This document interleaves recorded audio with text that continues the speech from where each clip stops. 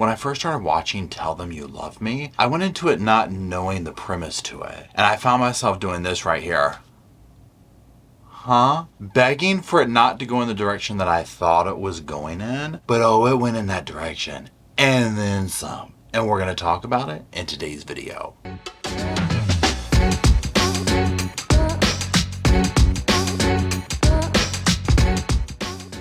Hello Sofa Squad and welcome back to the sofa. My name's Paul and today we're going to be discussing another Netflix documentary. This is called Tell Them You Love Me. Now what we're going to do for the premise of this is, number one, if you've watched my channel before, then you'll know the way I kind of do these is I watch it, I make notes throughout, that type of thing. So this one's a little bit different because I'm not going to lie y'all, this was literally me the whole time I'm watching it.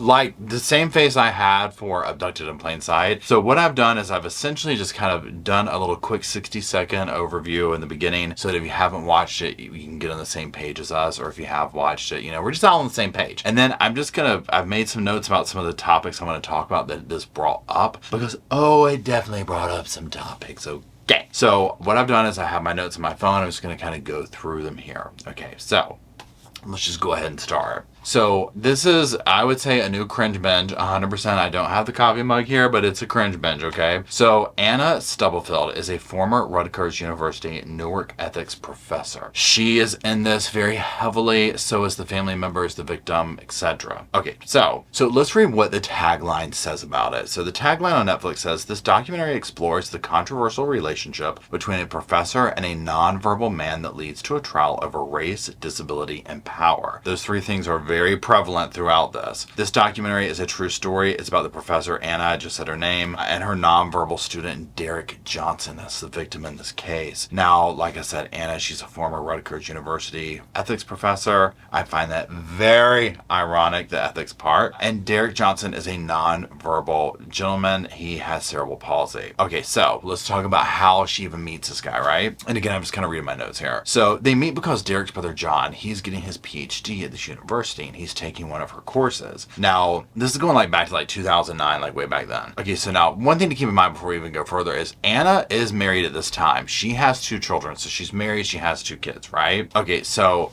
he, meaning John, Derek's brother, takes this class. They see this video, and it's based on this this girl who is her caretaker, or not caretaker, but like doctors, whatever you want to call them. They're using this technique called facilitated communication to help her communicate. Now we'll get into the dynamic of what Anna's parents did previously, but they've worked with disabilities, they've worked with facilitated communication in the past. So that's, just know that going into it. We'll talk a little bit about it further down the line. Okay, so he sees this girl taking this, and like all of a sudden she's getting a bachelor's degree, she's doing this, she's doing that. It opens up her world, where of course Johnson here like, wow, she reminds me, her condition, a lot of my brother. I wonder if he could benefit from something like this. So he'll go and approach Anna and kind of be like, hey, look, this is my situation, this is my brother, so on and so forth. Well, she'll kind of sit here and go over the, you know, you could go here and go this, but it's very expensive. You know, I would be willing to meet your brother,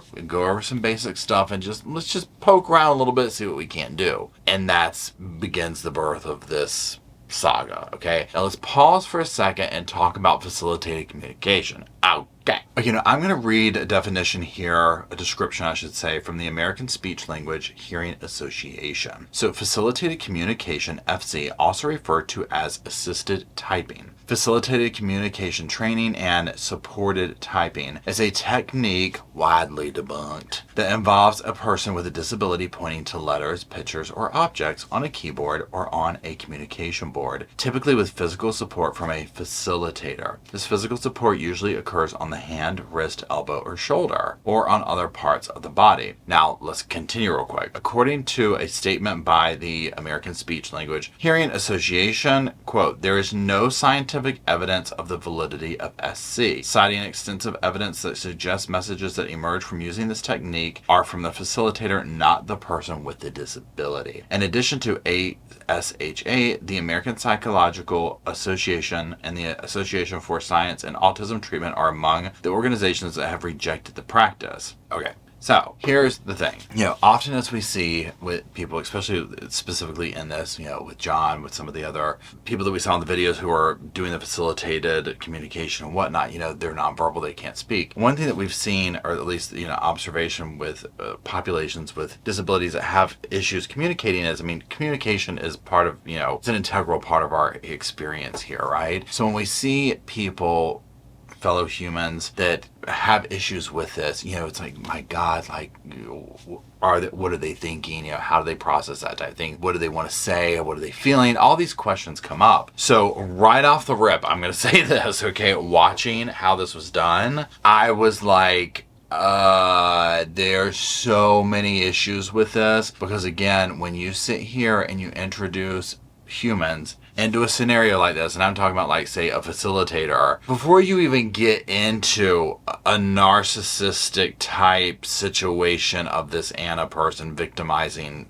Derek, just somebody wanting to help, wanting to whatever, the room for error and subconscious, whatever, is huge. So basically what I'm getting at is this, is watching it, I'm just like, you're trying to tell me that they are not subconsciously helping this person point to the letters that they want them to? Come on, right? And this is probably why this is widely debunked. And one part of this, when they're talking to a therapist and whatnot, and kind of showing some tests that they did to do, not specifically with Anna and Derek, but just in general. And I'm going to cite an example here. They would go to a facilitator and their pupil, let's say, and they would say, okay, we're going to do this test here. I'm going to show you water. Facilitator, so they both see the water. Person miraculously types out water. Then they go and they basically only allow the facilitator to see one word and the pupil to see another, so they don't know what each other's seeing. And so they might say to the facilitator, Coke. And they might say to the pupil, I don't know, camera lens. They type it out. Miraculously, the pupil types Coke. They never saw that. The facilitator saw it. And therein lies the problem with this. Now, some of the stuff that they showed the people doing, where they were showing some of the pupils point to stuff, I was like, they're pointing to like 3 or 4 letters. Like, it's just very quickly from armchair, no professional thing here or whatever. It was obvious the room for error in this. Okay, so now you introduce someone like Anna, who there is lots of personality issues going on here, lots of savior complexes going on here. In my unprofessional opinion, I am not a therapist. These are just my opinions that I have formed from the sofa watching and then just going down the rabbit hole, right? So there's nefarious stuff going on there. So I just want to say all that before we keep going. There's that. Now, again, very quickly on the facilitated thing. So what it might look like is, say my arm, I don't have much control over it, right? And I'm kind of like this or whatever. So if the facilitator is propping my shoulder up so I can actually have a little bit more whatever, and they're asking me this, well, then I'm kind of able to seemingly point, and literally somebody's holding like their sleeve or something and helping them point to the stuff, or they're typing on something and helping them type on things and whatnot, this little computer thing. Well, specifically in this case, they're going to be able to extract tons of evidence from this because it was all on this. You know what the little machine reminded me of? It's like a label maker, like one of those things like that. Like that's kind of what they were using. And so they're able to do this. So all the evidence is right there. Okay. So we'll get into it a little bit more, but you're going from somebody who's nonverbal to all of a sudden overnight being able to type these very complex things, very just like, whoa, like poetic, amazing thoughts. And I'm not trying to say he's not capable of that, but when you also look at someone like Anna, who's behind the steering wheel on this, let's say, you can put 2 and 2 together, okay? So just know that. Also, my opinion only here is all of this is facilitated to look good. It all comes back to her, right? And we'll get more into that, but let's keep going now. So my next notes are here. The video showed a girl. Okay, so we talked about that. The video that John, Derek's brother, sees, it shows a girl with similar condition to his brother. And the world, basically she goes to school. She does this. She's communicating. She's living this completely different life. What family wouldn't want that for their loved one that might be suffering from this? What an amazing gift, right? So it makes me ache for the families that are victimized. I'm not trying to say all of these cases, but especially this. of course Daisy, that's his mother, Derek's mother, and John would want this for Derek. Who wouldn't? They are speaking of Daisy and Derek, or John and Derek, very amazing human beings, right? They absolutely love Derek. The older brother love, it gives me goosebumps, that John has for Derek is, you could only hope that you experience this in your lifetime, right? So of course they see this, oh my God, we could unlock the world for him, right? So of course they want this. So I would want to explore this too, right? But unfortunately they got with somebody who saw a chance, and I don't know if she was that initially like started off that sinister, but she definitely, it went there, okay?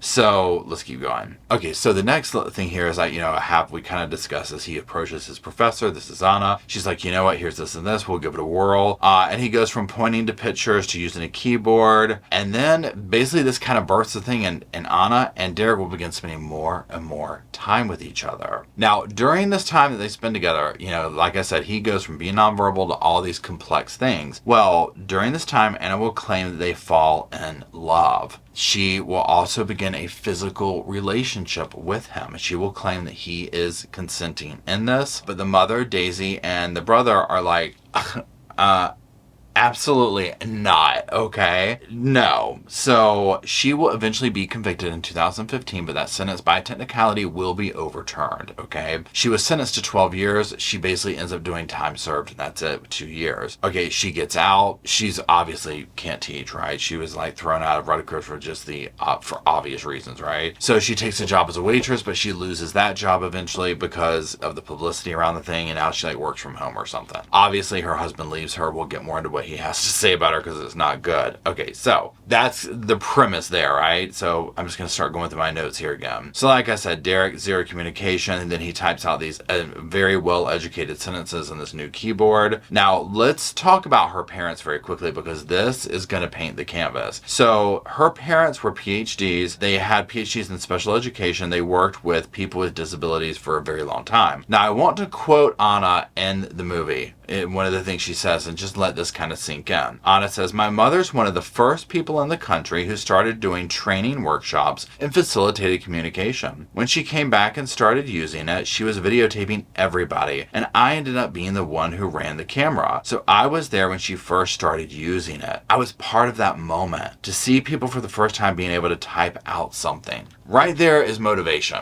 Okay, because imagine a young Anna seeing her mother and the way these families reacted and the crying and the, oh my God, all this type of stuff, right? Now, again, this is debunked by many people. They're like, this is essentially junk science, like to put it in my own words. So it's my opinion and my theory that Anna probably goes back to this memory and she sees this chance to seize upon it, like, and it unfolds, and as it does, whatever is going on comes out more and more to the point of victimizing Derek and his family, okay? Also keep in mind with some of this type stuff, though, if you watch this, if the roles were reversed. If Anna was a male and Derek was a female, right? Because one of the things that I've seen in the comment section that people are kind of a little up in arms about is how much airtime they gave Anna. Now, Louis Theroux, who is behind the scenes in this is kind of like the way he does things with his documentaries. He gives equal time. Louis Theroux is kind of somebody who will put out something and it's like, here is this,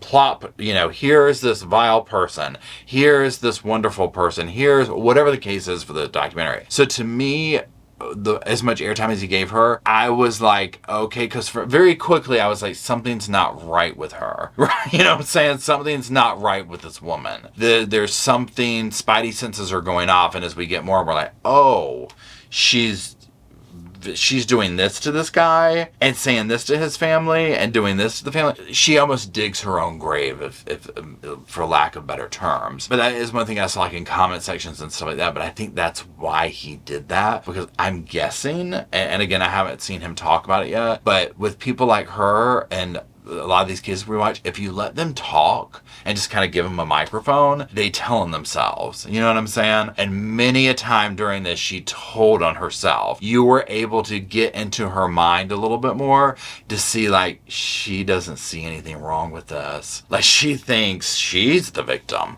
You know what I'm saying? Like, whoa. Almost like if you followed other cases such as, you know, Letitia Stalk, you know, people that just claim, like, I'm the one who's been wronged here. Lori Daybell, these type personalities.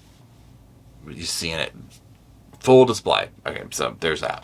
Let's keep going. So I typed this, like, a few things right off the bat. First of all, so Anna's using this form of communication with Derek, you know, it's this new world, all this kind of stuff. Okay, let's get into some of the bullet points that I've made here to talk about it. And I'm not doing them all. And again, I've already done, obviously, spoiler alerts for this. This is not an end-all be-all list of things that jumped out at me, but just some of the things that come to my mind. So first of all, in doing this and conversating and getting to know him, she claims that he has a preferred name, and that's D-Man. And she kind of renames him from Derek, claiming that he likes to be called this instead of his name. Maybe so. It was a nickname that he was given at some point. So she does this. Okay, so she will claim that he prefers classical music over gospel music. And the mother will talk about the radio station being changed in the car and kind of like, huh? You know, remember, the mother and John have known this is their brother, their son. They've known him. And while I understand one angle of this is talking about a bias from a caretaker point of view, especially family viewing the person as that and not as like a standalone person,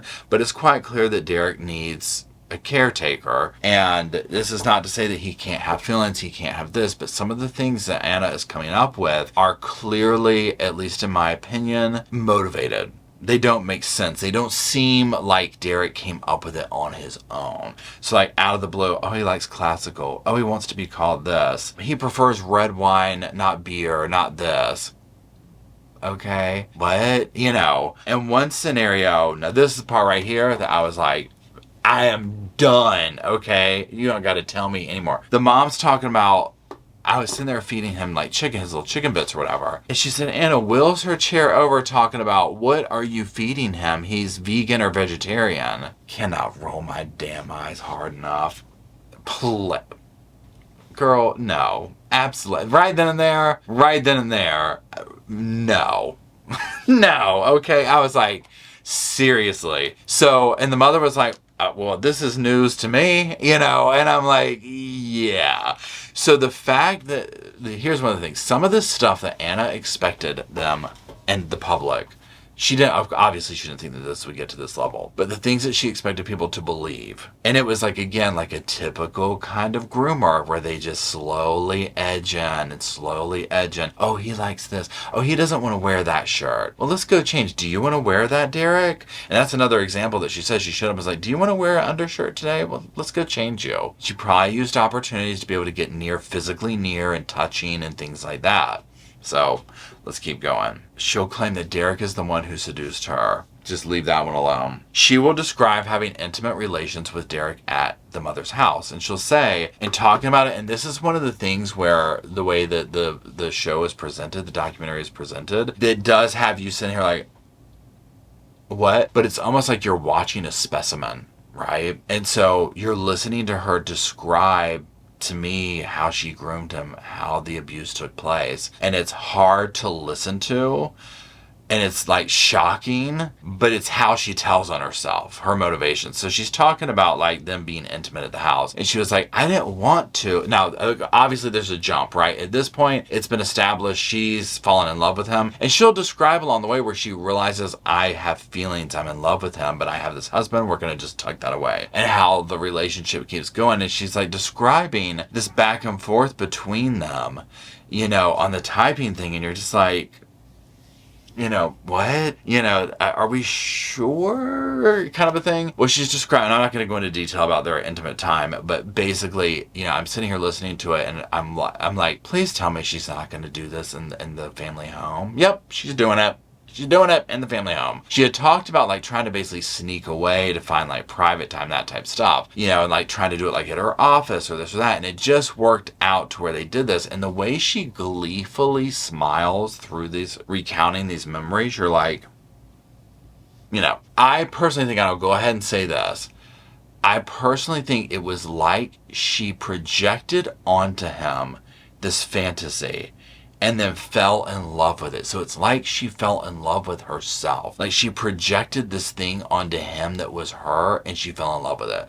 Does that make sense? Like, and I think part of that dynamic was obviously power, savior stuff. Oh, I've come in, I've swooped in, I've changed, I'm doing this, I'm doing that.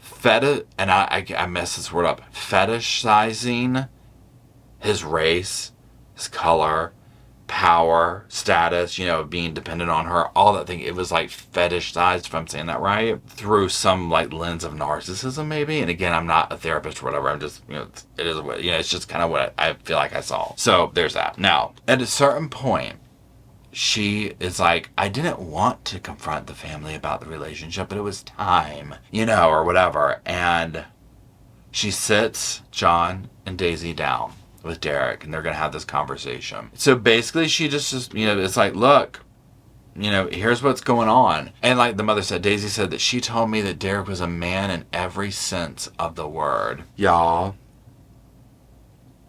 I was like, who?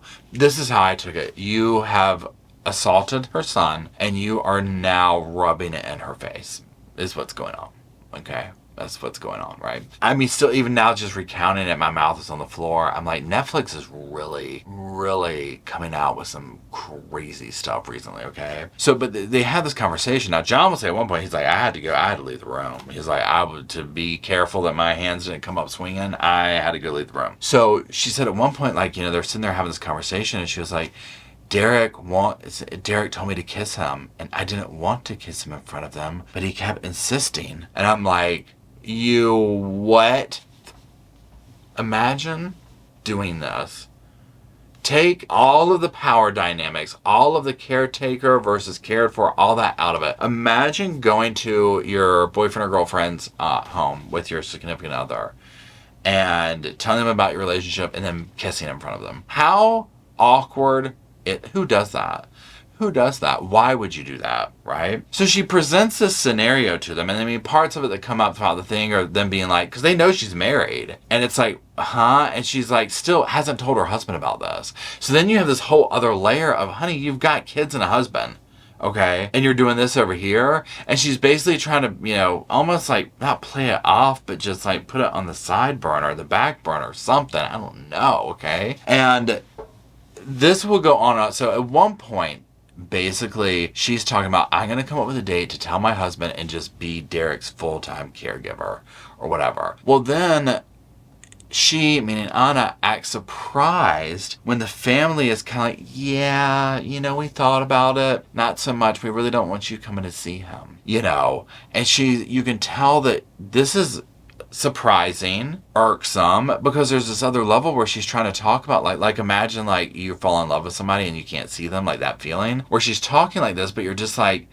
yeah, but there's a lot of strange stuff going on here that doesn't make sense. There's not, and I don't like using the word normal, like this is a normal relationship, but it's not, because they've shown enough evidence of the things that she's claiming Derek is saying that don't seem correct. Now, also another dynamic that will take place is once, you know, this whole thing goes down of like the mom and, you know, John being like, yeah, not so much. Anna will at one point like reach out to, I feel like it was like an adult daycare or some situation like that, or some place that he would go, Derek would go, and starts talking about the fact that, you know, she can't see them in there. She can't see Derek anymore. And so she's basically asking this place, like, could I combine seeing like old times or whatever? And they let John, Daisy know this, and at that point, that's when they're like, okay, so this is gonna be a thing. We've put a boundary. She's crossing it. We're gonna get police involved. So they get police involved, right? So kind of jump cut to a phone call being placed. Daisy will make a phone call to Anna. It's obviously recorded. Most anyone could listen to this within the first 10 seconds, tell you that it's a recorded phone call to get incriminating information.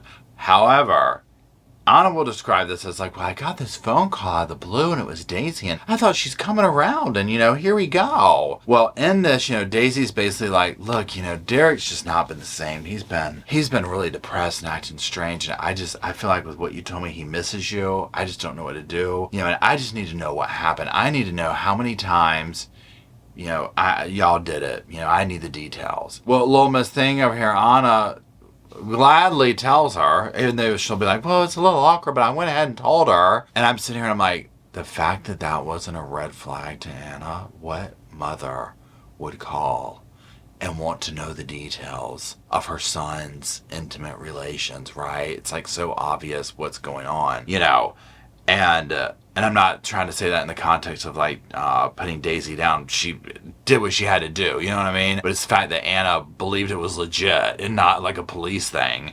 You know what I'm saying? But that's just, again, this is why they tell on themselves, right? They tell on themselves these personality types. And so, she gets all this information and it's cheap and it's tawdry. And I would almost say Anna probably got a little bit of pleasure out of like rubbing the mother's nose in it, because that's just kind of the vibe I get. But this is what kicks off the whole, here we go. Now, as you can imagine, she is suspended from her teaching position. Her life starts to kind of crumble to pieces over this. And for obvious reasons, it doesn't do well.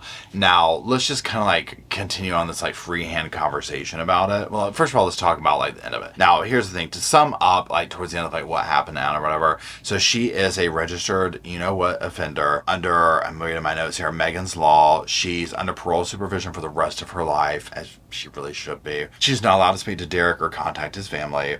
She should not be, right? I want to talk overall about my vibe on Anna watching this. Definitely to me, I was like, oh, something's off. Like I said earlier, something's not right. She does get a lot of screen time in this, but also so does the brother and whatnot. I was okay hearing from Anna from the context of she's telling on herself. She is showing the audience and telling the audience through her words, but showing them more or less, yeah, it's very clear you need to be on parole the rest of your life. You know what I'm saying? Like, there's the probation or whatever it is.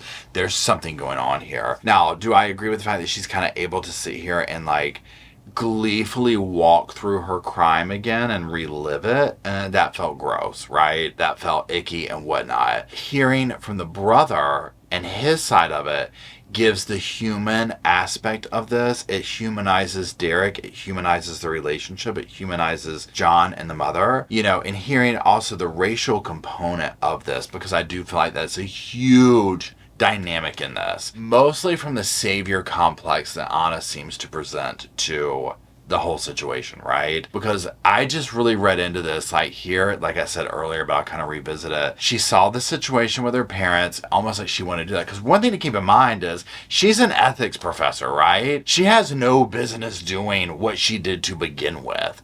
Okay, like going down this whole thing of that. This was like not her lane to be in whatsoever, okay? So coming in and swooping in like that was just like,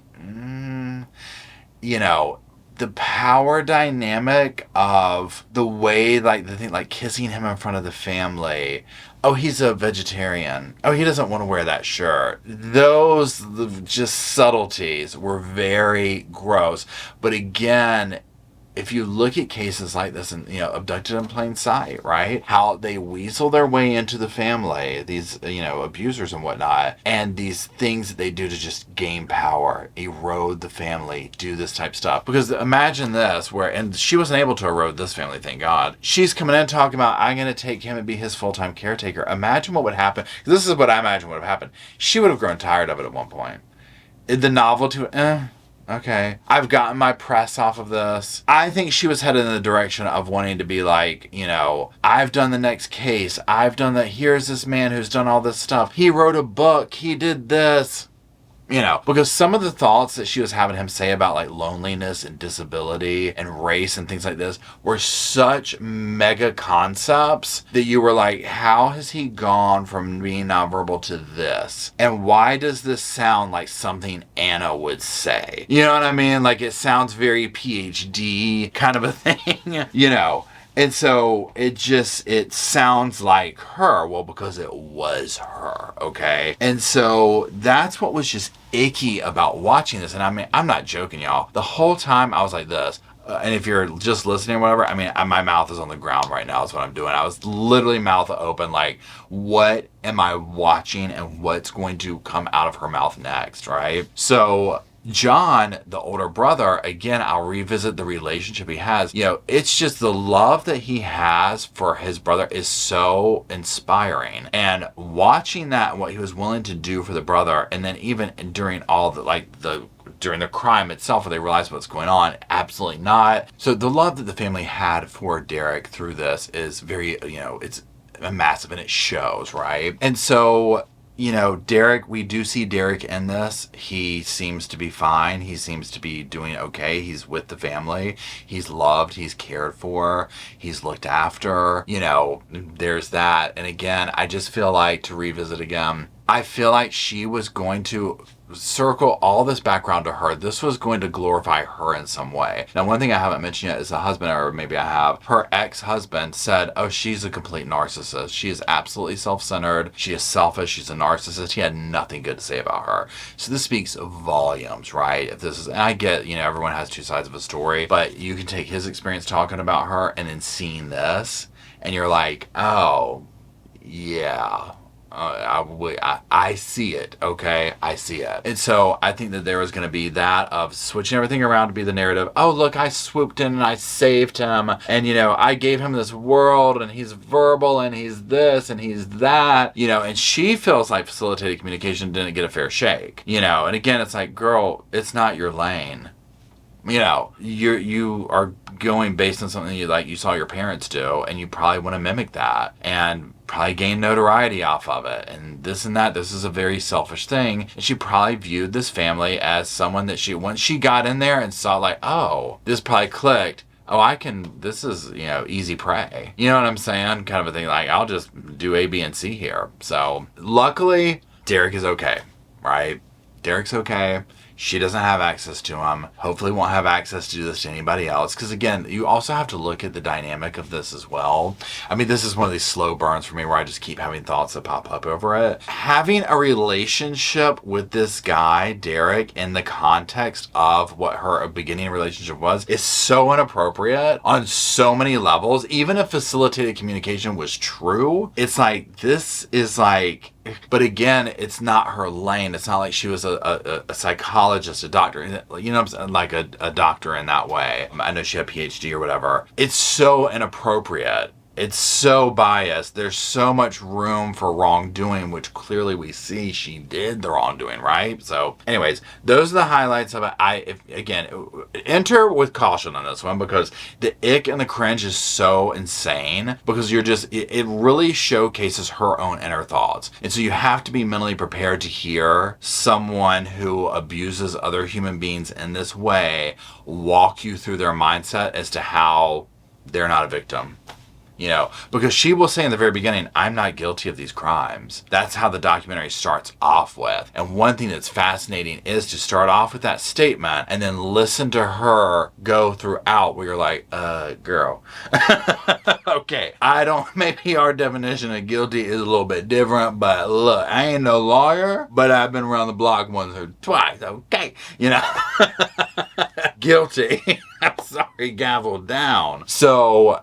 you have to kind of watch in that context, almost like you're watching a specimen. You're watching this kind of person up here walking you through how they justify their crimes, and that's what just has your mouth on the ground. In fact, now that I'm saying it out loud, that's part of the jaw-dropping aspect that I had, was where I was just like, what, what is she gonna say next, right? I was like, oh my God. So anyways, if you watched it, my God, let me know what you thought in the comment section. Depending on when this comes out, we're going to do a live chat, so we might have already done it. If we did, go check out the podcast channels down below so you can see what we talked about in the comment section, in the live chat. Because this one was a doozy. So anyways, that's it. I do appreciate you watching. I appreciate you making it through the whole thing if you did. And that's it. Please drop some stuff down in the comment section so that myself and Roscoe in spirit has a place to come sit, talk about these cases and all the other crazy ones that we do talk about here at the Sofa Squad. And until we do all that...